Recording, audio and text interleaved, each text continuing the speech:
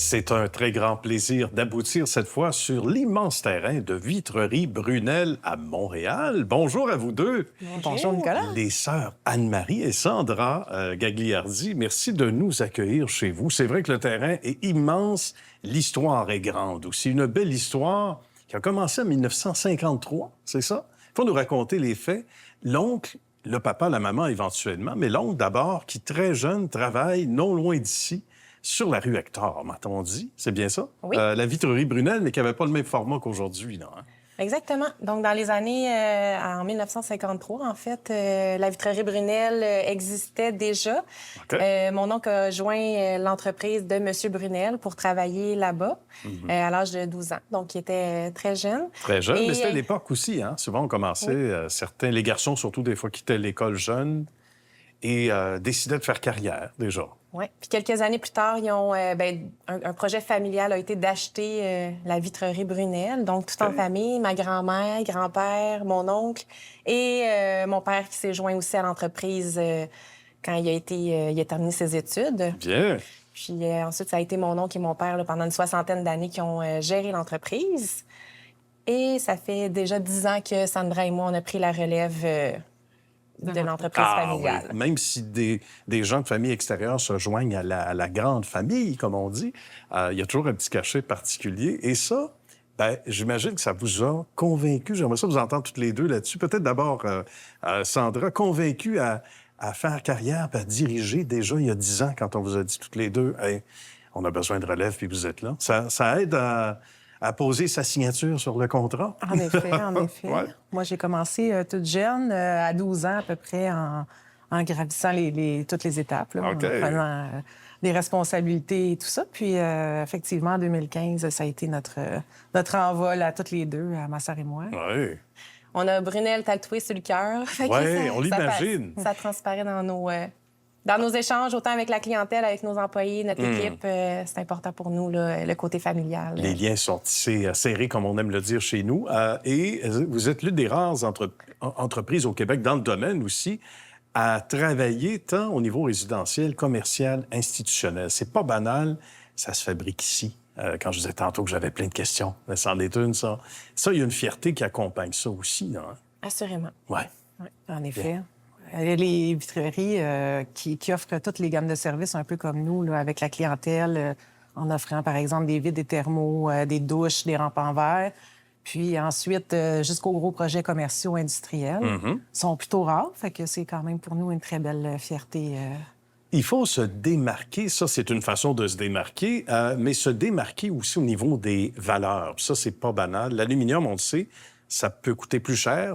Non seulement ça peut, mais ça va coûter plus cher ici. Et ça coûte déjà plus cher que de l'acheter à l'extérieur. Mais avant tout, les valeurs priment. Ça, c'est important, Anne-Marie, hein? Oui, effectivement. En fait, nous, on est fabricant de produits de fenestration commerciale en aluminium. Ouais. On s'entend présentement, c'est un sujet chaud. C'est sûr. Puis on a, en fait, à travers le temps, toujours gardé notre idée d'acheter notre aluminium d'ici. Malgré que ça soit moins dispendieux de le faire venir d'outre-mer, on est vraiment convaincus qu'on veut l'acheter d'ici. On veut encourager le local. Ouais. On est très engagés aussi dans notre communauté. Ça transparaît dans toutes nos décisions d'affaires, en fait. Ouais. Là, C'est important. Puis ça, on s'obstine pas trop là-dessus, vous deux, en réunion. Hein? Disons que c'est clair. On se dit, clair. ça, on en a déjà parlé, puis c'était réglé. Ça ressemble à quoi travailler avec sa sœur? Je vais vous entendre toutes les deux. Parce que travailler d'abord avec des gens, des membres de la famille aussi proches que vous deux, certains vont dire d'extérieur, c'est facile, c'est deux sœurs, mais il doit y avoir des fois des petites discussions. Hein? En effet, c'est... On a des images. Bon, Non, c'est pas vrai. On est avant tout des sœurs, des bonnes amies, tout ça, oui. puis des gestionnaires ensemble.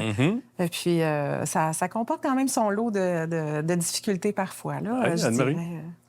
T'es d'accord avec ça? Je suis d'accord Ouais. avec ça. Il faut faire preuve d'authenticité, de transparence, d'ouverture d'esprit. Ouais. On a une très, très belle communication, puis on travaille ensemble depuis tellement longtemps on est déjà bien alignés sur nos valeurs, sur ce qu'on veut pour l'entreprise, tout ça. Fait que Habituellement, ça se passe assez bien, mais effectivement, il y a des situations, on discute, puis ouais.